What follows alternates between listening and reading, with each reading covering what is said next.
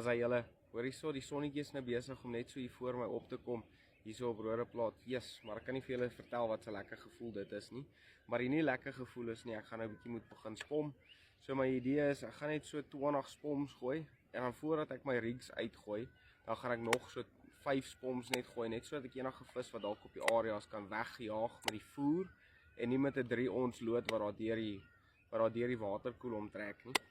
So my mengsel waarmee ek vis is letterlik net 'n mengsel van wit mielies en geel mielies. En dan sodra ek dit nou klaar gevoer het, wat ek doen is ek vat van Llewellyn se van Essential Angling, ek vat van sy mais pellets, sy monster mais pellets, vat ek en dan voer ek dit droog met die spom. En nou wat hierdie pellets doen is, sodra hulle op die bodem gaan lê, dan word hy 'n poeier. So, en ek voel maar net daai poeier hou die vis baie lank daarso besig. Nou probeer hulle al daai fyn stukkies probeer hulle maar net opsuig. So ja, kom ons begin maar en hoop vir die beste. Julle, dis baie harde werk om so vinnig te spom en so baie te spom, maar is altyd die moeite werd op die einde van die dag.